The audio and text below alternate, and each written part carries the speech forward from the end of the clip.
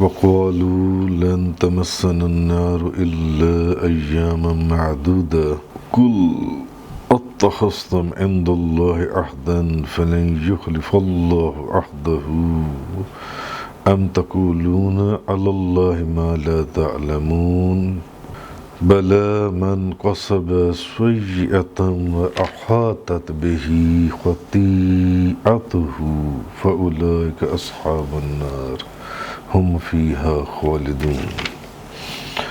اور انہوں نے کہا گنتی کے چند دنوں کے سوا ان کو ہرگز آگ نہیں چھوئے گی۔ آپ کہیے کہ آیا تم نے اللہ سے کوئی عہد لے لیا ہے؟ قل اتخذتم عند اللہ عہدا، آیا تم نے اللہ سے کوئی عہد لے لیا؟ فلن یخلف اللہ عہدہ ام تقولون علی اللہ ما لا تعلمون، جس کی اللہ ہرگز خلاف ورزی نہیں کرے گا، یا تم اللہ کے متعلق وہ بات کہتے ہو جس کا تمہیں علم نہیں۔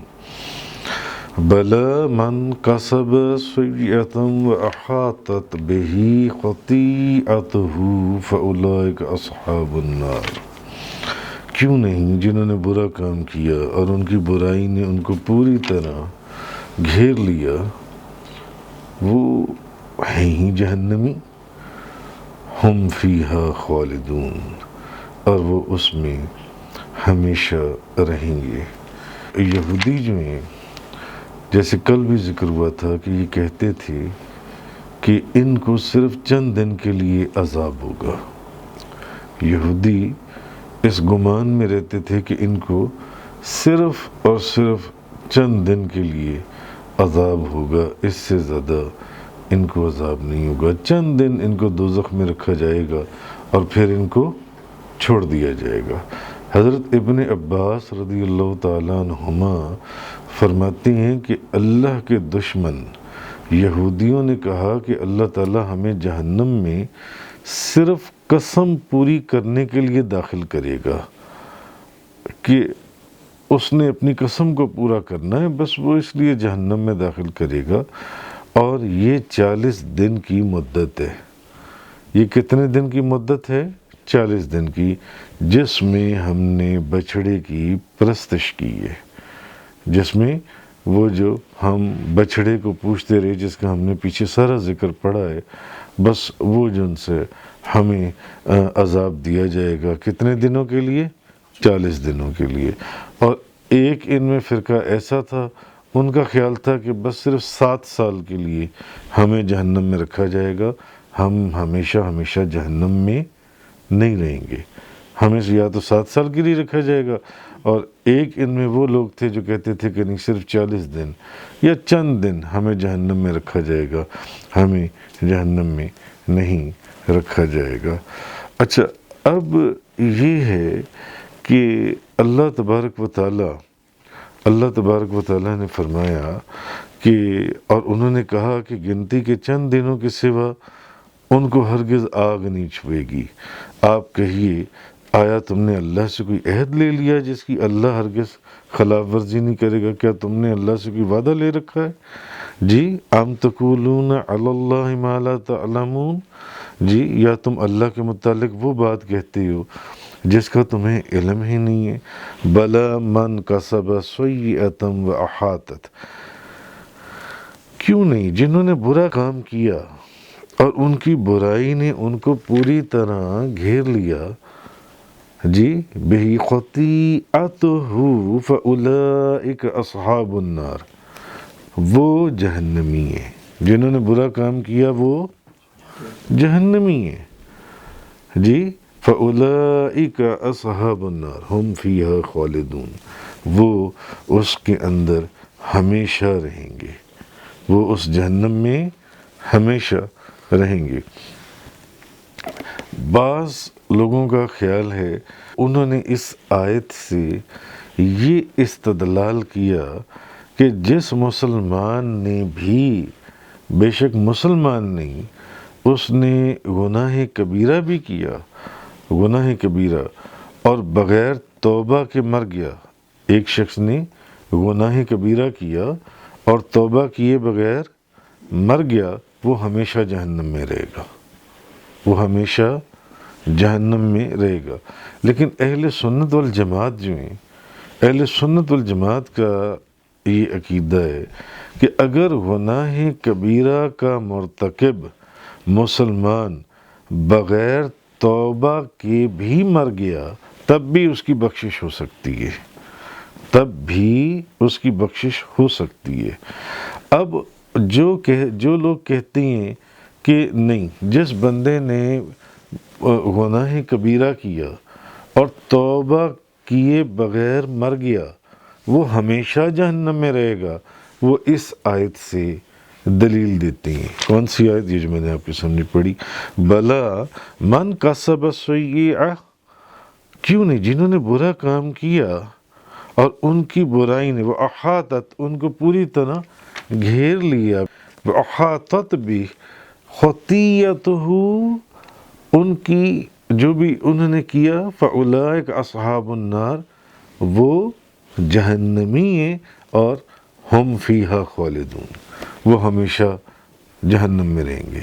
تو وہ اس آیت سے دلیل دیتے ہیں، وہ کہتے ہیں کہ دیکھو اس کے اندر اللہ پاک نے یہ فرمایا ہے کہ جنہوں نے برا کام کیا، گناہ کبیرہ کیا جی، اور وہ توبہ کیے بغیر مر گئے، وہ ہمیشہ جہنم میں رہیں گے۔ مگر ہمارا اہل سنت والجماعت کا عقیدہ ان سے مختلف ہے، وہ یہ ہے کہ اگر گناہ کبیرہ کرنے والا مسلمان بھی بغیر توبہ کے بھی مر گیا پھر بھی اس کی بخشش ہو سکتی ہے۔ اور ہم پھر کیا دلیل دیتے ہیں؟ ہم جو ان کو دلیل دیتے ہیں، ہم ان کو اس آیت سے دلیل دیتے ہیں سورۃ النساء کے اندر، ان اللہ لا یغفر ان یشرک بہ ویغفر ما دون ذلک لمن یشاء، بے شک اللہ اپنے ساتھ شرک کیے جانے کو نہیں بخشے گا، صرف شرک کرنے والے کو اللہ تعالیٰ نہیں بخشے گا، اور جو گناہ شرک سے کم ہے، کم ہو، اس کو جس کے لیے وہ چاہے گا اس کو بخش دے گا۔ صرف ایک شرک کرنے والے کو نہیں بخشے گا، شرک کے بعد جو شرک سے کم گناہ ہے وہ اس کی مرضی ہے، وہ جس کو چاہے بخش دے۔ تو اس لیے تو گناہ کبیرہ جو ہے وہ شرک سے نیچے آ جاتا ہے، تو گناہ کبیرہ کرنے والا اگر توبہ کیے بغیر بھی مر گیا، اگر خدا چاہے تو اس کو بخش دے گی، اس کی مرضی ہے۔ وہ لوگ اس آیت سے، ہم لوگ اس آیت سے قرآن پاک کی یہ دلیل دیتے ہیں کہ ایسے ہے۔ والذین آمنوا وعملوا الصالحات اولئک اصحاب الجنہ، اور جو لوگ ایمان لائے اور انہوں نے نیک عمل کیے وہ جنتی ہیں، ہم فیہا خالدون، وہی اس میں ہمیشہ رہیں گے۔ کون لوگ جنت میں ہمیشہ رہیں گے؟ کون لوگ جنتی ہیں؟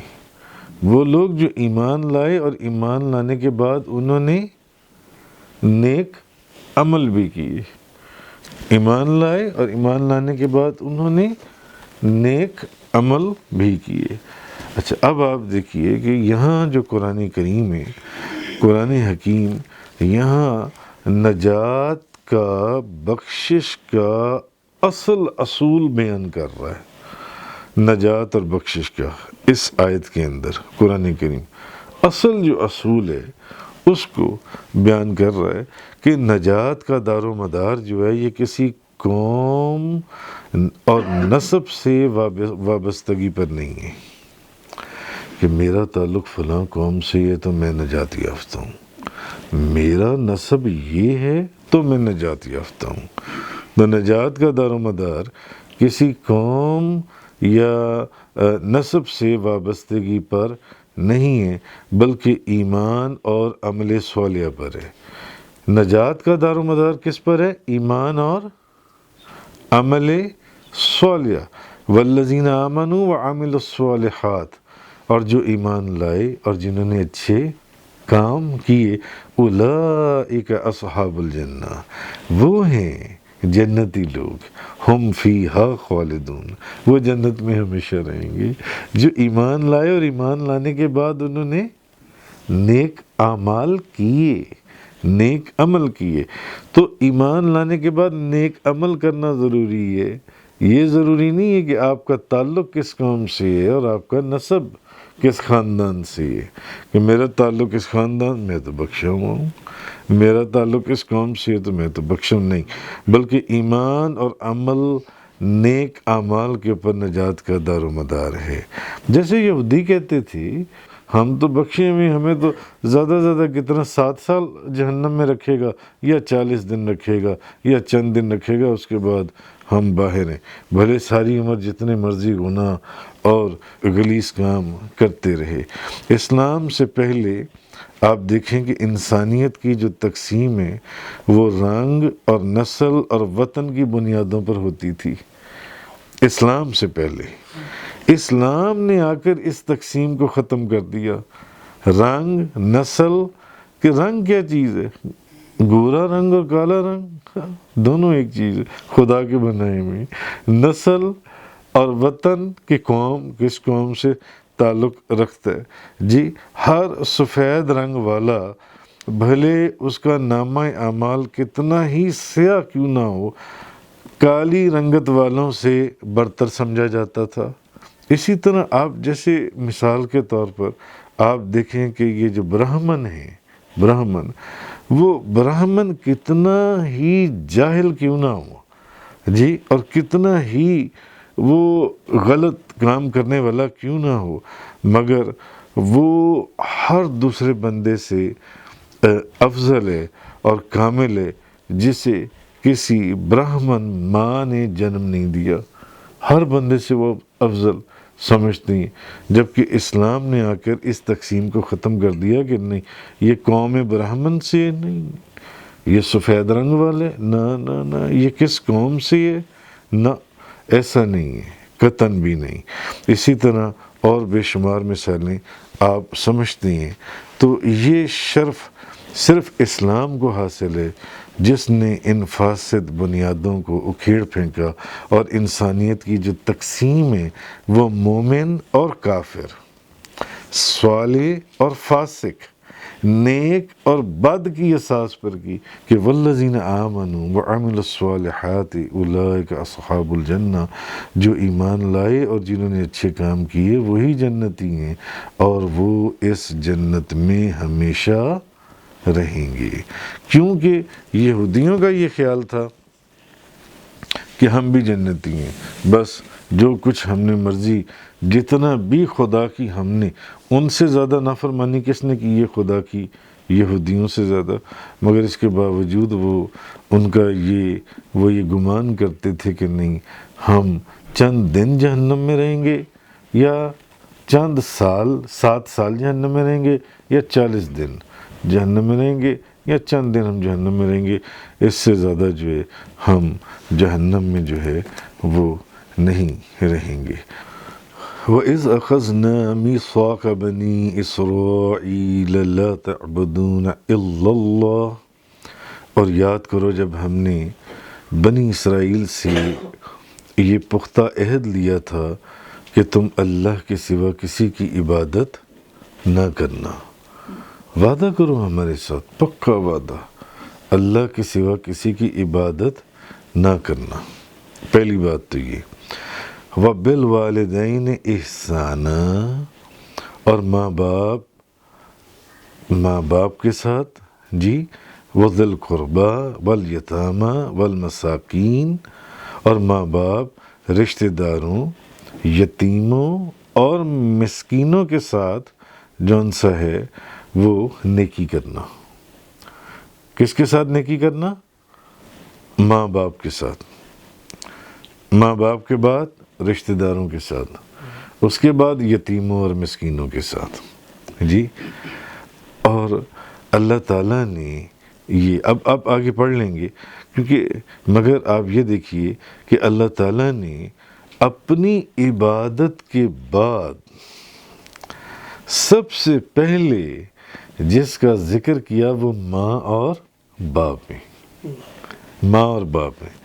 وَإِذْ أَخَذْنَا مِيثَاقَ بَنِي إِسْرَائِيلَ، اور یاد کرو جب ہم نے بنی اسرائیل سے پختہ وعدہ لیا، لا تعبدون الا اللہ، اللہ کے سوا کسی کی عبادت نہ کرنا، وبالوالدین احسانا وذی القربى والیتامی والمساکین، اور ماں باپ، رشتہ داروں، یتیموں اور مسکینوں کے ساتھ نیکی کرنا، وَقُولُوا لِلنَّاسِ حُسْنًا وَأَقِيمُوا الصَّلَاةَ وَآتُوا الزَّكَاةَ، اور نیکی کر اور لوگوں سے اچھی باتیں کرنا اور نماز قائم کرنا اور زکوٰۃ ادا کرنا، ثُمَّ تَوَلَّيْتُمْ إِلَّا قَلِيلًا مِّنْكُمْ وَأَنْتُمْ مُعْرِضُونَ، پھر تم میں سے چند لوگوں کے علاوہ تم سب نے جو مجھ سے وعدہ کیا تھا،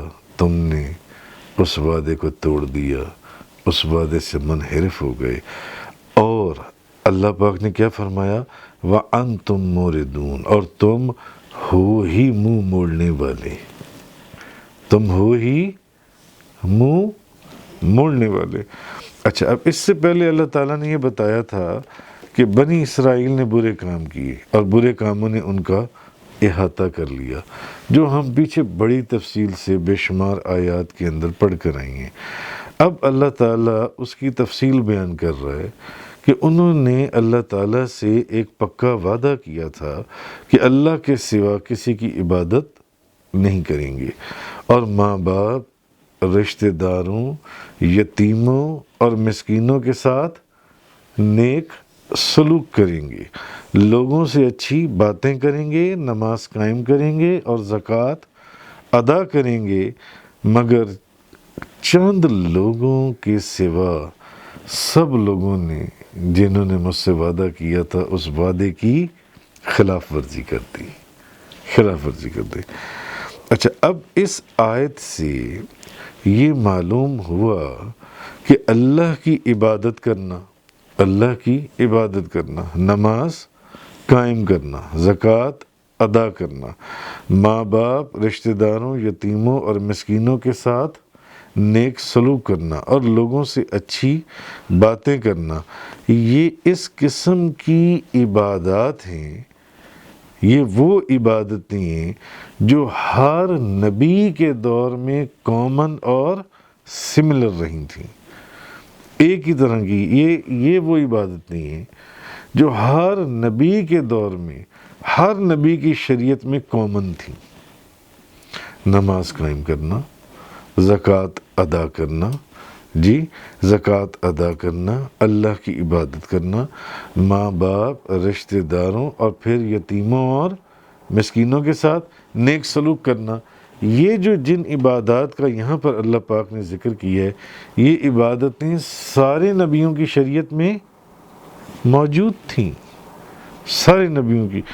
تو اس آیت میں اب آپ غور کریں کہ اللہ تعالیٰ نے ماں باپ کے ساتھ جو نیک سلوک کرنے کو اہمیت کے ساتھ بیان کی ہے، اللہ تعالیٰ نے ماں باپ کے ساتھ نیک سلوک کرنے کو اپنی عبادت کے ساتھ متصلاً بیان کی ہے، اپنی عبادت کے ساتھ، اپنی عبادت کے ساتھ، اپنی عبادت کے بعد، اپنی عبادت کے بعد رشتہ داروں کا ذکر آیا ہے، یتیموں کا ذکر آیا ہے، مسکینوں کا ذکر آیا ہے، مگر رشتہ داروں سے بھی پہلے، یتیموں سے بھی پہلے، مسکینوں سے بھی پہلے بالکل متصلاً اللہ تعالیٰ نے اپنی عبادت کے ساتھ ماں باپ کی فرما برداری کا ذکر کیا ہے، ماں باپ کی فرما برداری کا ذکر کیا ہے۔ اب آپ اس کی تھوڑی سی تفصیل دیکھ لیں کہ ماں باپ کی فرما برداری ہے کیا، تاکہ ہمیں یہ معلوم ہو کہ ہم ماں باپ کی خدمت کا حق ادا کرتے ہیں۔ ایک حدیث میں ہے، حضرت عبداللہ بن مسعود بیان کرتے ہیں کہ میں نے حضور نبی پاک صلی اللہ علیہ وسلم سے سوال کیا، اللہ کو سب سے زیادہ کون سا عمل پسند ہے؟ تو حضور نے فرمایا، نماز کو وقت پر پڑھنا۔ میں نے پوچھا، یا رسول اللہ پھر کون سا عمل پسند ہے؟ تو حضور نبی پاک صلی اللہ علیہ وسلم نے فرمایا ماں باپ کے ساتھ نیکی کرنا. نماز کے بعد اللہ کے نزدیک سب سے زیادہ پسندیدہ عمل جو ہے وہ ماں باپ کے ساتھ نیکی کرنا ہے، ماں اور باپ کی فرما برداری کرنا ہے. نماز کے بعد سب سے زیادہ اللہ کو جو پسند ہے. حضرت عبداللہ بن عمرو بن عاص رضی اللہ تعالیٰ عنہ بیان کرتے ہیں کہ نبی کریم صلی اللہ علیہ وسلم کے پاس ایک شخص آیا اور اس نے جہاد کی اجازت طلب کی. اس نے کہا یا رسول اللہ میں جہاد پر جانا چاہتا ہوں. آپ نے فرمایا تمہارے ماں باپ زندہ ہیں؟ اس نے کہا ہاں. فرمایا ان کی خدمت میں جہاد کرو، یعنی ان کی خدمت جہاد ہی ہے. اسی طرح ایک اور حدیث میں ہے حضرت جہمہ رضی اللہ تعالیٰ عنہ کہ جی نبی پاک صلی اللہ علیہ وسلم کے پاس آئے، کہا یا رسول اللہ میں نے جہاد کا ارادہ کیا ہے تو میں آپ کے پاس مشورے کے لیے آیا ہوں. تو آپ نے فرمایا تمہاری ماں زندہ ہے؟ اس نے کہا ہاں. آپ نے فرمایا اس کے ساتھ چمٹ جاؤ، اپنی ماں سے چمٹے رہو، کیونکہ جنت اس کے پاؤں کے پاس ہے، جنت اس کے پاؤں کے پاس ہے. حضرت انس رضی اللہ تعالی عنہ بیان کرتی ہیں کہ حضور نبی پاک صلی اللہ علیہ وسلم کے پاس ایک شخص آیا، اس نے کہا میں جہاد کی خواہش رکھتا ہوں اور مجھے اس پر قدرت نہیں. آپ نے فرمایا کیا تمہارے والدین میں سے کوئی ایک موجود ہے؟ اس نے کہا میری ماں ہے. آپ نے فرمایا اس کے ساتھ نیکی کرنے کی کوشش کرو. جب تم یہ کر لو گے تو تم حج کرنے والے بھی ہو، تم عمرہ کرنے والے بھی ہو، تم جہاد کرنے والے بھی ہو. تم نے جہاد پر جا کر کیا کرنا ہے؟ ماں کو چھوڑ کر تم جہاد کرنے جا رہی ہو. تم ماں کی خدمت کرو. جب ماں کی خدمت کرو گے تو تم خدا کی بارگاہ میں حج کرنے والے بھی ہو، تم عمرہ کرنے والے بھی ہو اور جہاد کرنے والے بھی ہو. حضرت ابن عمر رضی اللہ تعالیٰ عنہ بیان کرتے ہیں انہوں نے فرمایا میں اپنی بیوی سے بڑی محبت کرتا تھا، مگر میرے والد حضرت عمر فاروق اس کو ناپسند فرماتے تھے، ناپسند کرتے تھے. انہوں نے مجھے کہا کہ اس کو طلاق دے دو. میں نے انکار کیا کہ نہیں میں نے طلاق نہیں دینی.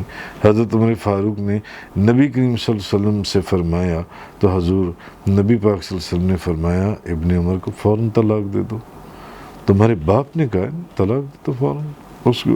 حضرت انس رضی اللہ تعالیٰ عنہ بیان کرتے ہیں کہ حضور نبی پاک صلی اللہ علیہ وسلم نے فرمایا جو شخص اپنے ماں باپ کے ساتھ نیکی کرے اس کے لیے طوبہ جنت کا ایک سایہ دار درخت ہے.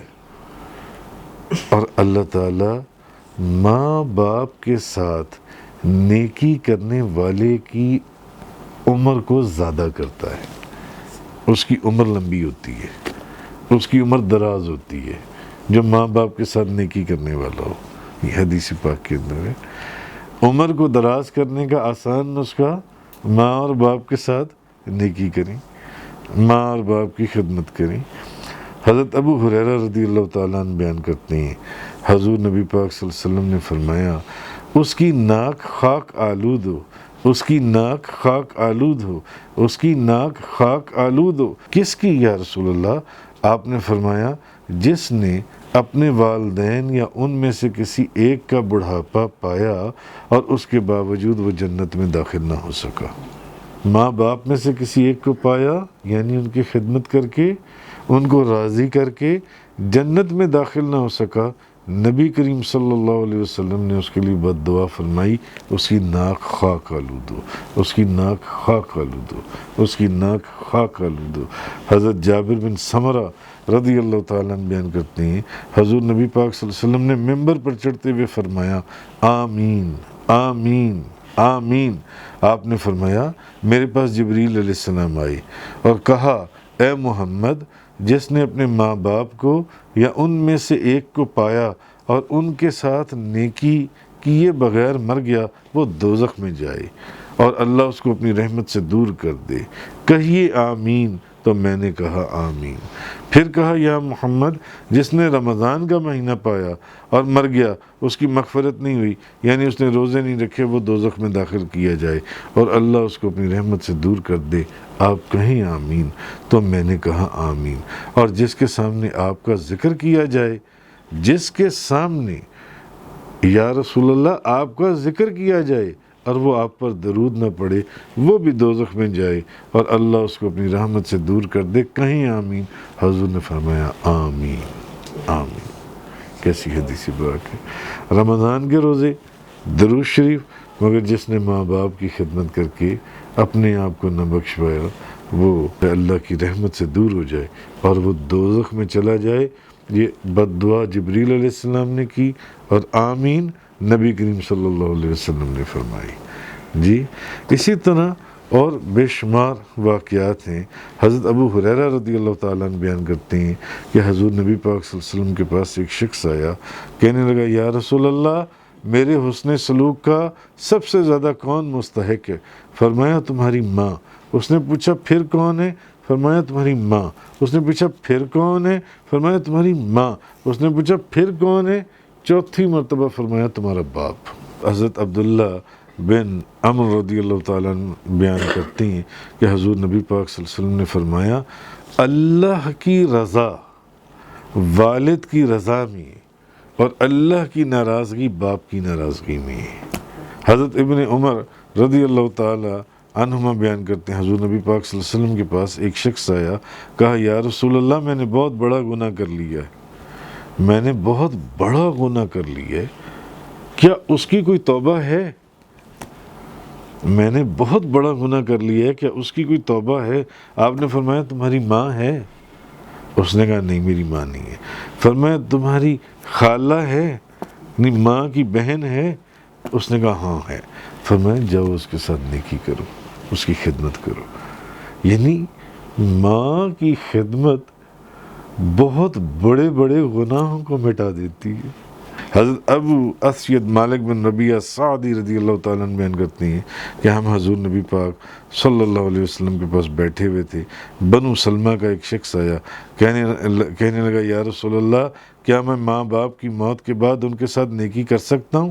فرمایا ہاں، ان کی نماز جنازہ پڑھو، ان کے لیے مغفرت کی دعا کرو، کسی کے ساتھ ان کے کیے ہوئے وعدے کو پورا کرو، ان کے رشتہ داروں کے ساتھ حسن سلوک کرو، ان کے دوستوں کی عزت کرو۔ یہ بھی ماں باپ کے مرنے کے بعد ان کی خدمت ان کی نیکی میں گنا جائے گا، ان کی نیکی میں گنا جائے گا۔ تو یہ جو میں نے احادیث آپ کے سامنے بیان کی ہیں، اس سے ان کا کنکلوژن یہ ہے کہ ماں باپ کے ساتھ نیکی کرنا اللہ تعالیٰ کے نزدیک محبوب ترین عمل ہے۔ ماں اور باپ کے ساتھ نیکی کرنا خدا کے نزدیک محبوب ترین عمل ہے اور اس کا ثواب جہاد کے برابر ہے، بلکہ جہاد سے بھی بڑھ کر ہے ماں اور باپ کے ساتھ نیکی کرنا، اور اس کا اجر حج اور عمرے کے برابر ہے، حج اور عمرے کے برابر ہے، اور جہاد سے بڑھ کر نیکی ہے ماں کے ساتھ نیکی کرنا، باپ کے ساتھ نیکی کرنا، کیونکہ ماں باپ کے قدموں میں رہنا یہ جنت تک پہنچا دیتا ہے، ماں باپ کے قدموں میں رہنا۔ پھر یہ کہ ماں باپ کی خدمت سے دعا قبول ہوتی ہے، دوزخ سے نجات ملتی ہے، اور جتنا بھی بڑا گناہ کر لیا ہو وہ معافی ہو جاتی ہے اس کی، ماں اور باپ کی خدمت سے۔ ان کو راضی کرنے سے اللہ راضی ہوتا ہے، اور ماں اور باپ کی خدمت سے آپ کی عمر میں برکت ہوتی ہے، آپ کی عمر دراز ہوتی ہے، آپ کی عمر لمبی ہوتی ہے۔ اب یہ تو ہو گیا ماں باپ کی خدمت، اور ماں باپ کی جو نافرمانی کرنے والے لوگ ہیں، ماں باپ کی حضرت ابو بکر رضی اللہ تعالی عنہ روایت کرتے ہیں حضور نبی پاک صلی اللہ علیہ وسلم نے 3 بار فرمایا کیا میں تم کو سب سے بڑا گناہ نہ بتاؤں؟ کیا میں تم کو سب سے بڑا گناہ نہ بتاؤں؟ سب سے بڑا گناہ نہ بتاؤں میں تمہیں؟ کہا کیوں نہیں یا رسول اللہ؟ تو آپ نے فرمایا کہ جو سب سے بڑا گناہ ہے اللہ کے ساتھ کسی کو شریک کرنا اور ماں باپ کی نافرمانی کرنا۔ ماں باپ کی نافرمانی کرنے کو بھی نبی پاک صلی اللہ علیہ وسلم نے سب سے بڑا گناہ فرمایا۔ اللہ کے ساتھ جیسے کسی کو شریک کرنا اور پھر ماں باپ کی نافرمانی کرنا۔ آپ ٹیک لگائے ہوئے تھے، پھر بیٹھ گئے، فرمایا جھوٹ اور جھوٹی گواہی دینا۔ آپ بار بار یہ فرماتے رہے حتیٰ کہ ہم نے کہا کاش آپ سکوت فرماتے۔ حضرت ابن عمر رضی اللہ تعالیٰ عنہ بیان کرتے ہیں حضور نبی پاک صلی اللہ علیہ وسلم نے فرمایا 3 شخص ایسی ہیں، 3 بندے ایسی ہیں قیامت والے دن، جی قیامت والے دن اللہ تعالیٰ ان کے اوپر رحمت کی نظر نہیں فرمائے گا۔ 3 بندے ایسی ہیں قیامت والے دن اللہ تعالیٰ ان کے اوپر رحمت کی نظر نہیں فرمائے گا۔ ان 3 بندوں میں سے، کیونکہ ماں باپ کا ذکر چل رہا ہے تو میں اسی کو عرض کرتا ہوں کہ ماں باپ کا جو نافرمان ہے اس کے اوپر بھی قیامت والے دن اللہ تعالیٰ رحمت کی نظر نہیں فرمائے گا، جو ماں اور باپ کا نافرمان ہے۔ اس کے علاوہ حضور نے فرمایا جو شراب پینے والا ہے اس پر بھی، اور احسان جتانے والا، احسان جتانے والا۔ اچھا، اسی طرح حضرت ابو ہریرہ رضی اللہ تعالیٰ عنہ بیان کرتے ہیں کہ رسول کریم صلی اللہ علیہ وسلم نے فرمایا کہ جنت کی جو خوشبو ہے، جنت کی خوشبو یہ کتنے میل سے آنی شروع ہو جائے گی؟ 500 میل کی مسافت سے جنت کی خوشبو آ جاتی ہے۔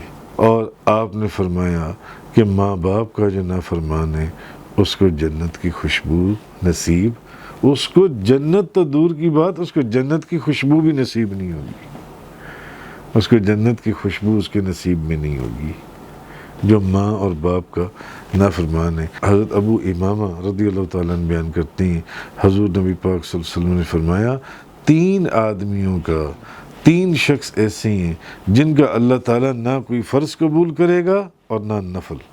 ماں باپ کا نافرمان بھی انہی لوگوں میں سے ہے۔ ماں باپ کا نافرمان، اس کا نہ تو کوئی فرض قبول کیا جائے گا نہ کوئی نفل قبول کیا جائے گا۔ حضرت عبداللہ بن عمر بن عاص رضی اللہ تعالیٰ عنہما بیان کرتی ہیں حضور نبی پاک صلی اللہ علیہ وسلم نے فرمایا سب سے بڑا گناہ یہ ہے کہ کوئی شخص اپنے والدین پر لعنت کرے۔ عرض کیا گیا یا رسول اللہ کوئی شخص اپنے والدین پر کیسے لعنت کر سکتا ہے؟ کوئی بندہ اپنے ماں باپ کو کیسے لعنت کرے گا؟ فرمایا وہ کسی شخص کے، وہ ایسے لعنت کرے گا کہ وہ شخص کسی شخص کے باپ کو گالی دے اور وہ اس کے باپ کو گالی دے دے۔ تو کیوں تم نے اس کے باپ کو گالی دی تھی کہ تمہاری بات کو سن کر وہ تمہارے باپ کو گالی دیتا؟ یہ ایسے ہی ہے جیسے کوئی شخص اپنے ماں باپ کے اوپر لعنت کرے، وہ کسی کی ماں کو گالی دے اور وہ غصے میں اس کی ماں کو گالی دے دے۔ یہ بخاری شریف اور مسلم شریف کی حدیث پاک ہے۔ اسی طرح ایک حدیث پاک کے اندر ہے نبی پاک صلی اللہ علیہ وسلم کی خدمت میں ایک شخص آیا، اس نے کہا یا رسول اللہ میں گواہی دیتا ہوں اللہ کے سوا کوئی معبود نہیں، بے شک آپ اللہ کے رسول ہیں، میں 5 نمازیں بھی پڑھتا ہوں، اپنے مال کی زکوٰۃ بھی دیتا ہوں، رمضان کے روزے بھی رکھتا ہوں۔ اس بندے نے آ کر حضور نبی پاک صلی اللہ علیہ وسلم کی بارگاہ میں کیا عرض کیا؟ اس نے کہا میں گواہی دیتا ہوں اللہ کے سوا کوئی معبود نہیں، میں گواہی دیتا ہوں آپ اللہ کے رسول ہیں، میں 5 کی 5 نمازیں بھی پڑھتا ہوں، زکوٰۃ بھی دیتا ہوں، رمضان کے روزے بھی رکھتا ہوں۔ حضور نبی کریم صلی اللہ علیہ وسلم نے فرمایا جو شخص اس عمل پر فوت ہو گیا وہ قیامت کے دن نبیوں، صدیقوں اور شہداء کے ساتھ ہوگا۔ پھر حضور نے دونوں انگلیاں کھڑی کر کے فرمایا مگر بشرطے کہ اس نے ماں باپ کی نافرمانی نہ کی ہو۔ اگر ماں باپ کی اس نے نافرمانی کی ہے، اگر ماں باپ کی اس نے نافرمانی کی ہے تو پھر ایسا نہیں ہوگا، بھلے اس نے 5 وقت کی نماز پڑھی ہے، بھلے اس نے زکوٰۃ دی ہے، رمضان کے روزے رکھے ہیں، اس نے اللہ اور اس کے رسول کی شہادت وغیرہ۔ رضی اللہ تعالیٰ عنہ بیان کرتی ہیں حضور نبی پاک صلی اللہ علیہ وسلم نے فرمایا اللہ تعالیٰ 7 آسمانوں کے اوپر سے لعنت بھیجتا ہے، اللہ تعالیٰ کتنے آسمانوں کے اوپر سے لعنت بھیجتا ہے؟ 7 آسمانوں پر سے لعنت بھیجتا ہے، اور ان میں سے ہر ایک پر 3 مرتبہ لعنت بھیجتا ہے، اور ہر ایک کو ایسی لعنت بھیجتا ہے جو اس کو کافی ہے۔ اور وہ کون لوگ ہیں؟ ایک حضور نے فرمایا قوم لوط کا عمل کرنے والا وہ ملعون ہے جی، اور اللہ کے سوا کسی اور کے لیے، غیر اللہ کے لیے ذبح کرنے والا، مگر اصل جو ہمارا موضوع ہے ماں باپ کے ساتھ نافرمانی کرنے والا، ماں اور باپ کا جو نافرمان ہے اس کے اوپر خدا حدیث میں 7 آسمانوں کے اوپر سے لعنت بھیجتا ہے، خدا اس کے اوپر لعنت بھیجتا ہے۔ تو جس کے اوپر خدا لعنت بھیج دے اس کے پیچھے کیا کوئی برکت رہ جائے گی؟ کوئی نجات رہ جائے گی؟ ماں باپ کے نافرمان کے اوپر خدا بذات خود لعنت بھیجتا ہے، یہ حدیث پاک کے اندر ہے جی۔ اسی طرح حضرت عبداللہ بن ایک حدیث میں کہ بیان کرتے ہیں کہ ہم نبی پاک صلی اللہ علیہ وسلم کے پاس بیٹھے ہوئے تھے، آپ کے پاس ایک شخص آیا، اس نے کہا ایک جوان آدمی ہے جو قریب المرگ ہے، اس سے کہا ہے کہ لا الہ الا اللہ پڑھو تو وہ نہیں پڑھ سکتا۔ آپ نے فرمایا وہ نماز پڑھتا تھا؟ اس نے کہا ہاں۔ پھر رسول کریم صلی اللہ علیہ وسلم اٹھے اور ہم بھی آپ کے ساتھ اٹھے، آپ اس جوان کے پاس گئے اور فرمایا کہو لا الہ الا اللہ۔ اس نے کہا مجھ سے نہیں پڑھا جاتا، مجھ سے نہیں پڑھا جاتا، مجھ سے نہیں پڑھا جا رہا۔ آپ نے اس کے متعلق پوچھا، کسی شخص نے بتایا کہ یا رسول اللہ یہ اپنی ماں کا نافرمان تھا، یہ اپنی ماں کا نافرمان تھا۔ نبی کریم صلی اللہ علیہ وسلم نے پوچھا پتہ کرو اس کی ماں زندہ ہے؟